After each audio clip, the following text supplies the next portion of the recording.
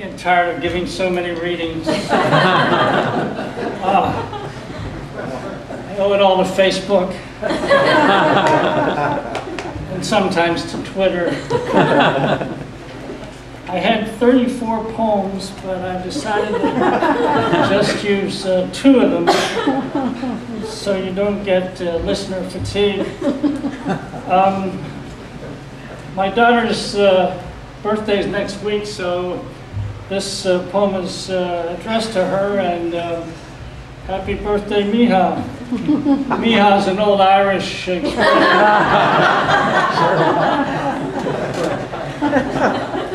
It's called Hobgoblin. We bought sweet corn, a dozen ears. The kid at the roadside stand tossed in a spare. I'm shucking them now, too fussy, I know, about the fine silk floss tucked between the rows. Brown beetles swim circles in your rain gauge. Thumbing through Christmas cards, you were 3, we decided that orange juice and pacifiers must have been the gifts of the wise men. One was named King Friday, you ventured, traveling from Sesame to Bethlehem. After I left, we sometimes met on a farm like this. They called it quality time. You were 6 and loved to knead the wires that guy my neck as you sang your favorite rhyme. Crisscross, applesauce, tight squeeze, cool breeze. A puff of air to the back of my neck flushed a gaggle of chill bumps. And days were awash if we didn't play cards, especially Hobgoblin. That game was silly ghouls, except for one. A warted and snide, yellow-eyed gnome. Woe to the hand stuck with that beast. Now you are grown, and so am I,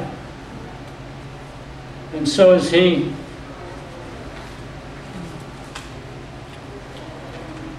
We took a family reunion trip a few years ago to a prison where my, this is true. See, when you start with a joke, my great-grandfather was incarcerated in a Civil War prison called Andersonville. And the title of this poem is Pilgrimage to a Georgia Prison. You fashioned a pup tent, a buffer against the winter rains and pounding August sun. A patched shebang of oil rags, coats, and frayed blankets.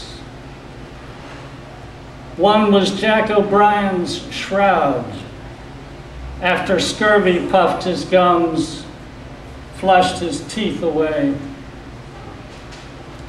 Your poles were wobbly sticks from the same Georgia forest they raised on backs of local slaves.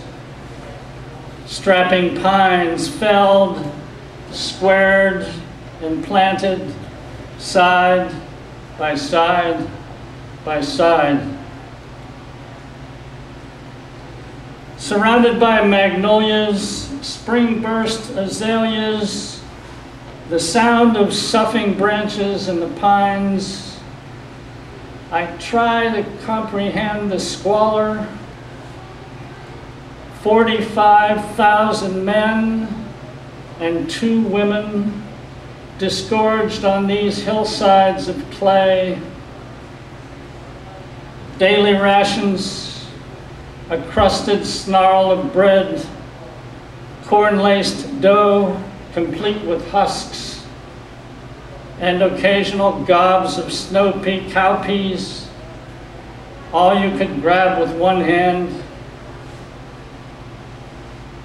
When they marched you from the station, left you cramping in the mud, did you wonder at the cries of fresh fish? Schooling like cod for protection, you were gutted of coats, shirts, and shoes by Yanks who preyed on their own, raiders who clubbed and maimed as hollow skulls looked on. Face turned black by pine fat fires, you had to draw water from a backed up stream that oozed through a marsh, a quagmire of shit and decomposing slime, teeming with maggots and flies.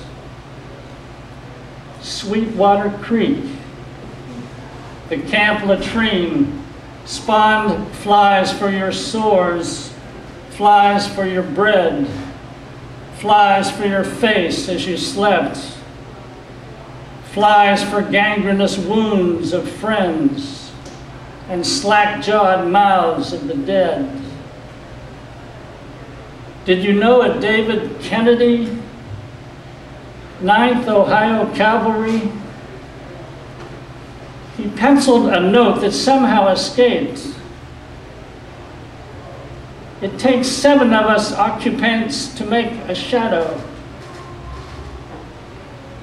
Dysentery, scurvy, diarrhea, and starvation won a sweet release for hundreds each day whose bones were stacked in trenches south of the Palisade. Did you know about the women? Surely there were rumors. One, Florina, mustered in with a man blown into limbs of a Shiloh tree, her sister in arms, and 13,000 occupants never left that stockade alive. Lulled by the stillness of April's afternoon, I picture the sweet gums and willows that may have lined the stream before the pilings slowed it to a swamp. Picture raccoons and spotted skunks padding down their nightly haunt. Little Susie flowers dot the bank at my feet, and crows in a distant tulip tree kick up a fuss over God knows what.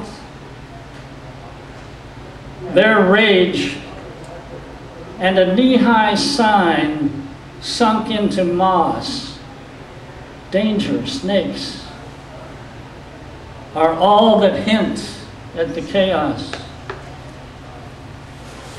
Thank you very much.